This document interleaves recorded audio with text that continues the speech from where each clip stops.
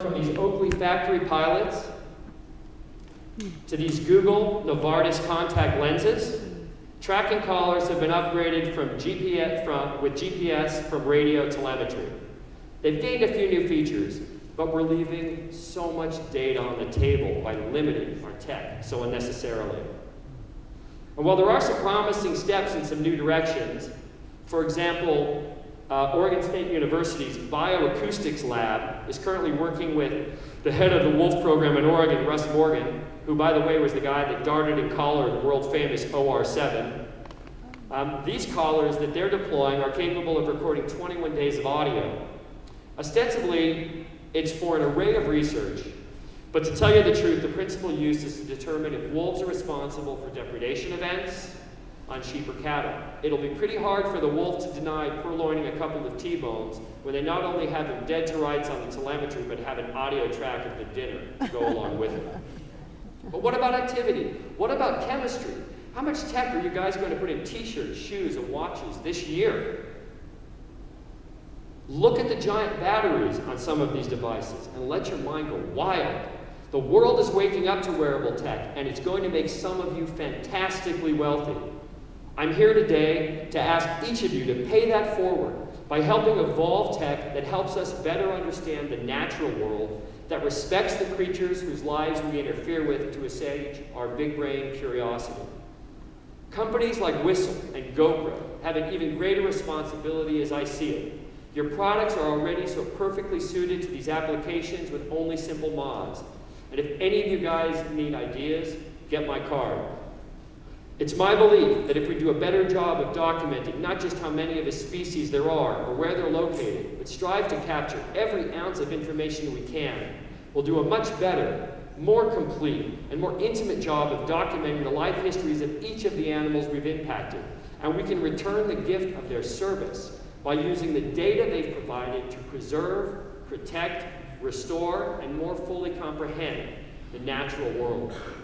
After all, if a couple of kids that aren't even from Stanford can turn your phone your iPhone camera into a water quality testing app, then the folks in this room can surely do better. So with that, let me get to the part you've all been waiting for, and let's see if Aqutaq will grace us with her presence. Unlike the stories you may have heard about wolves, you'll quickly see that she's quite a retiring girl.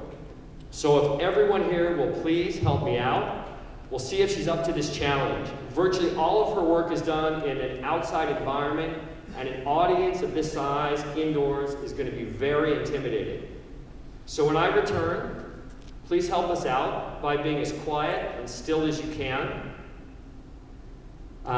Once we're on stage, photos with a flash will be fine, but please do not approach the stage as this might frighten her.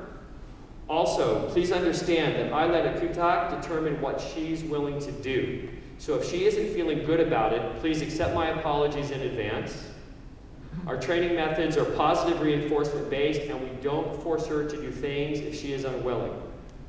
Incidentally, all of the work that we do with wolves is gratis, so if you've appreciated this talk, pay it forward with tech or donate to conservation-related organizations. Finally, I'd like to thank my company, Pearl Trees, that makes it possible for me to train wolves and advocate for wild things.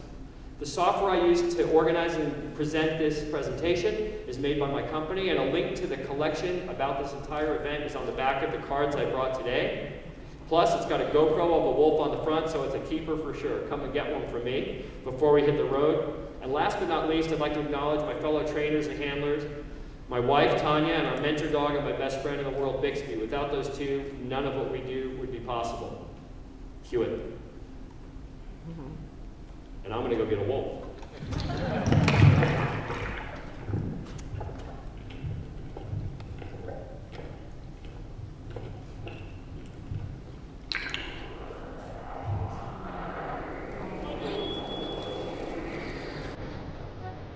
And do this thing.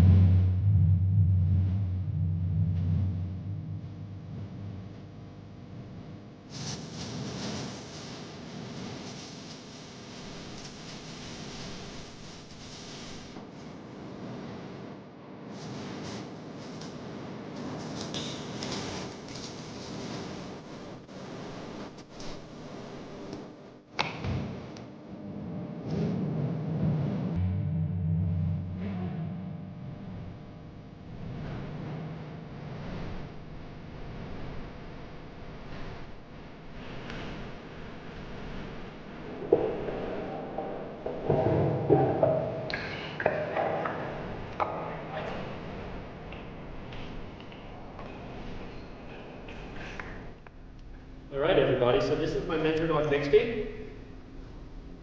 And this is Aku. She's a little frightened. She's got the GoPro on right now. What I'd like to do is actually turn it on so you can see the world from her perspective. Let me see if I can do that. Come on, sweetie. This is more people than she's ever seen in one place, ever. So I'm super happy she's just cooperating as well.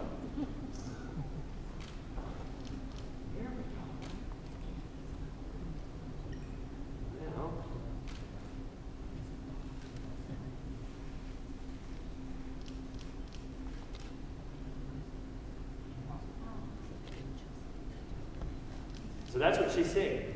And this is how we work this camera.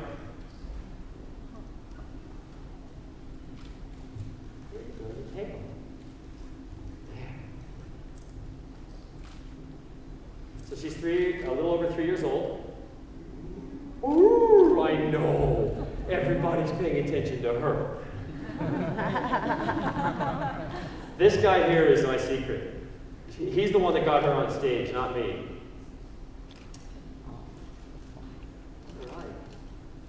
So she's primarily Arctic wolf. She's almost fully mature now. I know. Oh, another hot dog. We have these conversations. Here you go. What about you? You want a hot dog?